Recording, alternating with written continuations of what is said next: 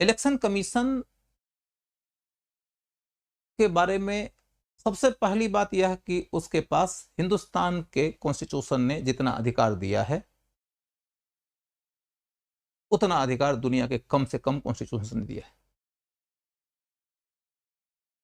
Election का notification जारी होने के बाद से रेगुलेशन, डायरेक्शन एंड कंट्रोल तीनों के राइट्स आ जाते हैं इलेक्शन कमीशन के हाथ में।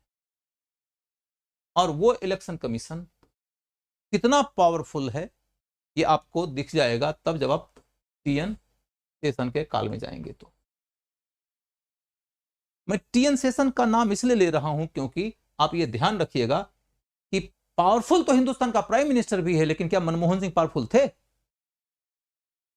पावरफुल होने के लिए सिर्फ और सिर्फ पोस्ट ही पर्याप्त नहीं है, उस पोस्ट के अनुकूल व्यक्ति के व्यक्तित्व का होना भी जरूरी है। यदि आप में सूरज का ताप नहीं है तो आपको इस ब्रह्मांड के केंद्र में होना ही नहीं चाहिए। सूरज नाम की पूजा नहीं होती, उसकी ताप की पूजा होती है, उसकी ऊर्जा की पूजा होती है, उसकी रोशनी की पूजा होती है, उसके अंदर जो आरोग्य है उसकी पूजा होती है, उसका जो प्रताप है उसकी पूजा होती है। यदि आप में वो नहीं है तो आपको केंद्र खाली कर देना चाहिए।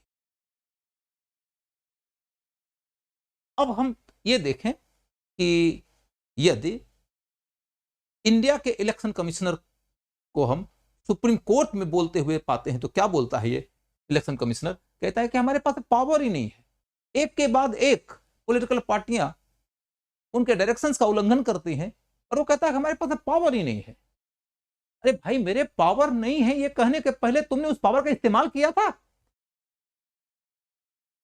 पावर का इस्तेमाल करने के बाद यदि उसका उल्लंघन होता है और तुमको यदि उसका मूल्य चुकाना पड़ता है तो तुम शहीद कहलाओगे।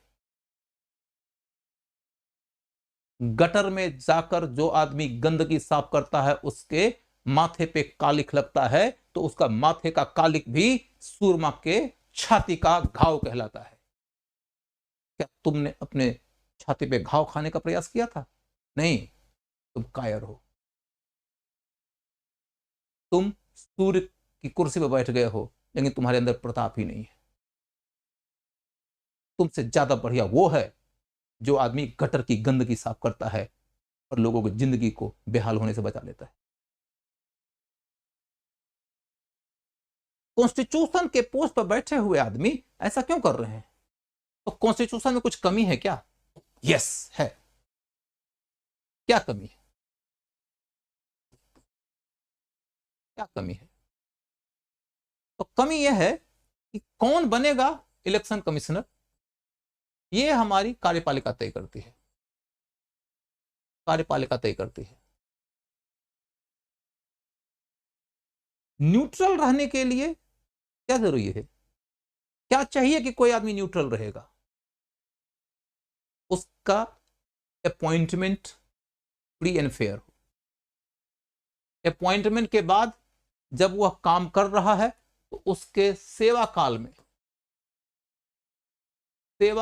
में उसके ऊपर किसी प्रकार का एक्सटर्नल प्रेशर न पड़े। उसके बाद फिर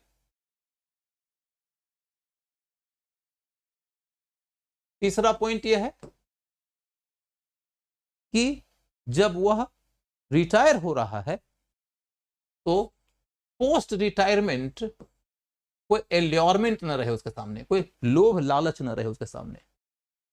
हमारे देश में इलेक्शन कमिश्नर को सिर्फ इस जगह पर न्यूट्रल होने का स्पेस है कि जब आप इलेक्शन कमिश्नर हैं तो आपके सेवा काल के दौरान आपके डिसएडवांटेज में जाने वाला कोई फैसला नहीं लिया जाएगा और आपको हटाने के लिए रिमूवल का एक विशेष प्रोसेस अपनाया जाएगा। सामान्यतया कार्यपालिका ने आपको हटा सकती है। इससे इलेक्शन कमिश्नर सशक्त होता है। लेकिन आप इलेक्शन कमिश्नर के अपॉइंटमेंट का प्रोसेस तो देखिए। आपके देश का प्राइम मिनिस्टर जिसे चाहता है उसे इलेक्शन कमिश्नर बना देता है। और इसीलिए अचल कुमार ज्योति की कहानी लेके देखिए। नरेंद्र मोदी जी जब गुजरात के चीफ मिनिस्टर हुआ करते थे तो अचल कुमार ज्योति जी उनके प्रिंसिपल सेक्रेटरी हुआ करते थे और वो आगे चलकर चीफ इलेक्शन कमिश्नर हो जाते हैं। और वो ऐसे ऐसे फैसले देते हैं जिन फैसलों को देखने के बाद आप कह सकते हैं ये इलेक्शन कमिश्नर का फैसला नहीं था, ये तो बीजेपी के पार्टी ऑफिस का फैसला था। क्या ये पहली बार मोदी जी ने किया है? हम आज के डेट में मोदी जी के शासनकाल में जी रहे हैं तो मोदी जी की चर्चा कर रहे हैं, ये पहले भी हुआ है कमोबेश।